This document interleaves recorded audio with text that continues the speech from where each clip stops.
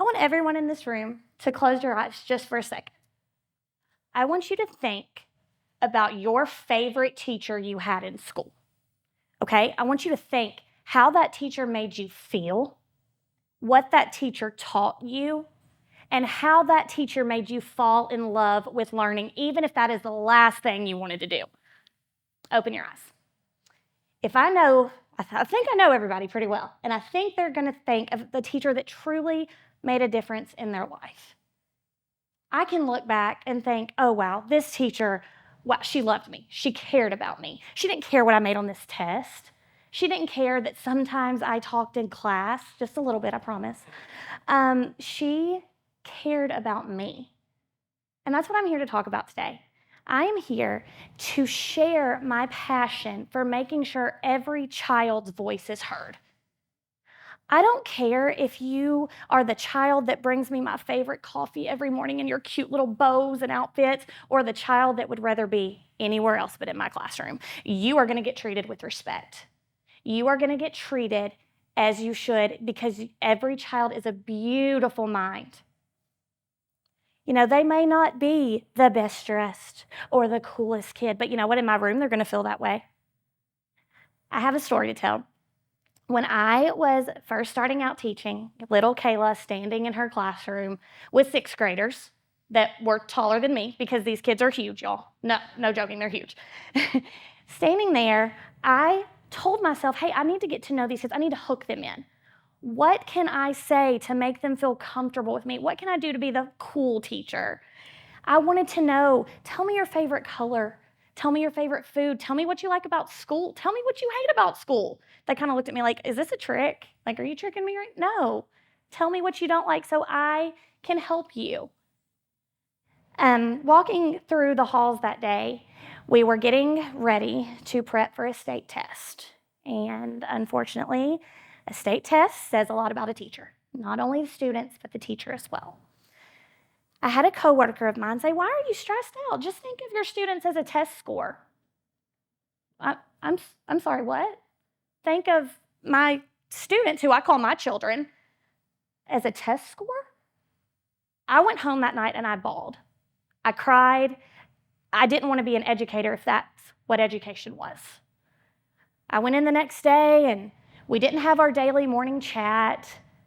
And I wasn't my bubbly self to ask them, hey, what'd you do this weekend? Tell me, like, did you order your pizza that you do every Friday? Or did you go to your mom's house because you love going over there?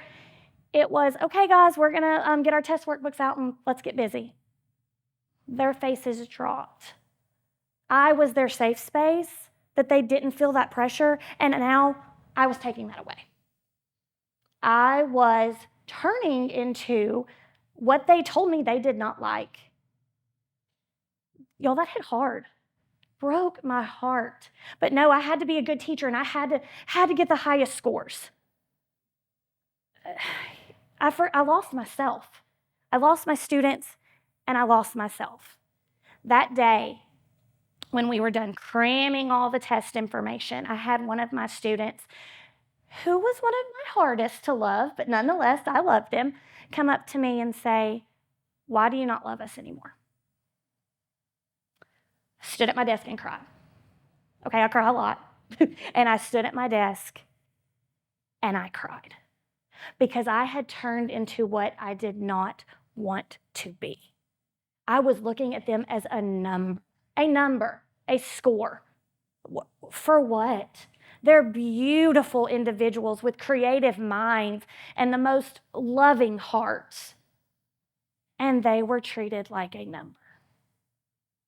I told myself never again. I threw away all the test prep I had worked so hard on, threw it away. The next day they came in, and I was myself again. We talked. Yes, we did our lessons. Yeah, absolutely. But we talked the first 15 minutes of class is what they needed to succeed for that year. 15 minutes a day in my classroom to talk to students. Not about anything academic. Hey, tell me what you did this weekend. Hey, I really love your shoes. Where did you get those? Just talking to them. My classroom was magic again. It was no longer a prison where students thought, oh, you know what, I've got to be this test score, it's fine. They weren't trying at that point. When they could feel comfortable and open up to me, that is when the magic started happening again. Fast forward to today, I teach first grade. I absolutely love teaching first grade. I think their minds are like, I don't call them sponges, I call them matches, because my job is to light them on fire and have this passion and desire for learning. So it's so funny. I'll say, how are my little matches today? And they know that they're going to start the fire. It makes not only them feel important, but me feel like I'm doing a good job.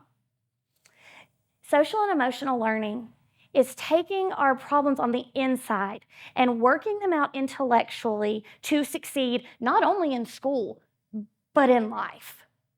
Hey, things are not always going to be easy. Emotionally, we have to learn and we have to teach children how to deal with that. Things are not always going to be easy, and if we shut down, the students know that. They see that our teacher can't handle this emotionally, and that's something I never want. Every day when they come in my room, they have to tell me I am somebody. Every morning, first thing, you walk in my door, you tell me I am somebody. They know if they have a problem, come to me. I know what we are asking children to do is so hard. I think back to my testing anxiety and think what these first graders might feel having to read 50 words in a minute. I'm sorry, I don't care if you can read 50 words in a minute. I care about the person you are. Never in my life have I been told, oh, you know what, you can't do that because you didn't read that word fast enough. So I don't look at that for my students. Why would I? That's not fair. They all have to know that they are valued and they are loved. We do a little thing every morning. It's called morning meeting. And I've put my own spin on it where some teachers think I'm absolutely crazy, but that's okay. Maybe I am. And I ask them to tell me one thing they love and one thing they don't like. That helps center my lessons. If I know a child gets terrified to do math problems, guess where that child's sitting during math class? Right by me. Guess who's holding their hand and cheering them on the entire time? Me. They go around the room and they have to compliment each other. They have to pick a friend and say one thing nice to them. And at first, the boys don't want to tell the girls that they look pretty, and then the boys don't want to tell the girls they like their hair. But towards the middle of the year, that family just grows and they're all complimenting each other. Can I tell somebody one more thing? Oh, I want to tell this friend that I love them. It's heartwarming. Now, if I was focused on how many words they could read in a minute, do you think we would be able to do that? No, some people disagree with me in my building, and that's okay. I'm going to continue to love my students. I'm going to continue to want to know about them. They're the reason I do what I do. I don't do it for the test scores. I certainly don't do it for the money. I do it for the children to light that fire within them. My dad is a principal, and how he does it, I do not know. My mom was a pre-K teacher. I look to them and think, oh, wow, they've really paved the way for me, and they have. They were not the type of people that were, oh, we have to do this, and these kids have to be this way and this way. No. My dad ran an alternative school for 5 years. An alternative school, okay? Like, kids were coming and fighting. He would pull them in their office, tell me why. And eventually it would, tell me what you did this weekend. It all has to do with the connections and the relationships that you form. Social and emotional learning is giving students the opportunity to mess up and to know that that is okay and how to handle messing up. It's okay. No one in this room is perfect, is what I tell them.